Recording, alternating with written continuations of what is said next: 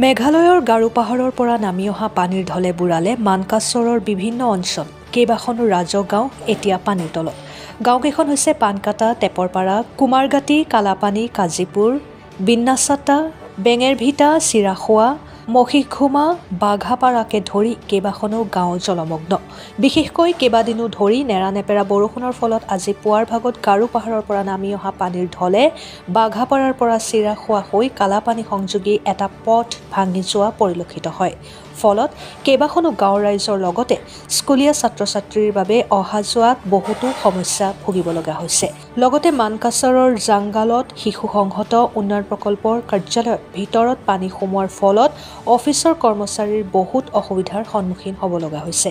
লগতে জলমগ্ন হোৱাৰ বাবে মৎস্যজীৱীৰ পালকৰ লগতে কৃষকৰ বহুতো ক্ষতি হৈছে।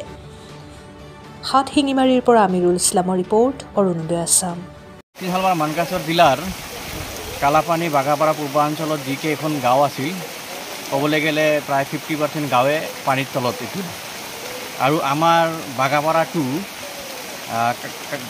কোদালধোৱা মহিঘুমা হৈ যোনটো ৰাস্তা আছিল, এইটো ইতিমধ্যে পানীৰে বুৰ গৈছে আৰু ৰাস্তাখন ভাঙি গৈছে। ইয়াৰ লগতে প্ৰায় 20ৰ পৰা 25খন গাঁও পানীৰ তলত বৰ্তমান। এই নেৰানেপেৰা বৰষুণৰ ফলত আমাৰ অঞ্চলৰ বহুতো ক্ষয়ক্ষতি হোৱা দেখা গৈছে, কিন্তু 24 ঘণ্টা আঁতৰি যোৱাৰ পিছতো কিন্তু কোনো বিষয়া জিলা প্ৰশাসনৰ পৰা অহা নাই।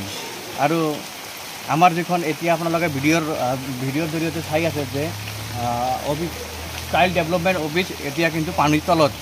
কিন্তু আমি দেখা পাইছোঁ, পৰিলক্ষিত কৰিছোঁ যে ইয়াৰ অফিচাৰবিলাক আহিছে কিন্তু কাম কৰিব পৰা অৱস্থাত নাই। কম্পিউটাৰকে ধৰি আদি কৰি যিমান বস্তু আছে ইতিমধ্যে পানীত বুৰ গৈছে।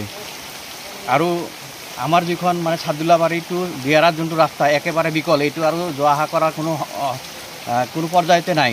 এতিয়া আমাৰ অঞ্চলত বাঘাপাৰা, কালাপানী, কোদালধোৱা যিমান অঞ্চলৰ মানুহ আছে, যদি এতিয়া কিবা এটা ইমাৰ্জেঞ্চি হয় এইকেইদিনত চাগে এইটো মৰি যাব। কিয়নো ৰাস্তাৰ অভাৱ। যি দুটা ৰাস্তা আছিল, এতিয়া যদি আমি যাব পাৰি তেনেহ'লে মানকাচৰ হৈ ঘূৰি যাব লাগিব, নহ'লে মেঘালয় গাৰোবাদা হৈ আহিব লাগিব চিভিল হস্পিটেলত, আৰু এইফালে মানকাচৰ হৈহে আহিব লাগিব। কিন্তু আমাৰ অঞ্চলত এতিয়া আৰু ওলোৱাব পৰা অৱস্থাত নাই। হয়, আমি ইতিমধ্যে দেখা পালোঁ, আমাৰ এটা সজাতি দলে আমি দেখিলোঁ 4-5জনমান গৈছিলোঁ আমি জাংগাল LP স্কুল এতিয়া পানীৰ তলত। তাৰপিছত আপোনালোকৰ পুৰাণা জাংগাল ব্লক পানীৰ তলত। ৰাতি আমাৰ যোনটো PWD ৰাস্তা টানগাঁও টু ৱাইডুবা, এইখন এক কঁকালকৈ পানী আছিল ৰাতি। এতিয়া কমিছে পানী, কিন্তু এনেকৈ যদি বৰষুণ আহি থাকে তেনেহ'লে আকৌ চাগে ৰাতি ৰাস্তাৰ ওপৰে পানী বব।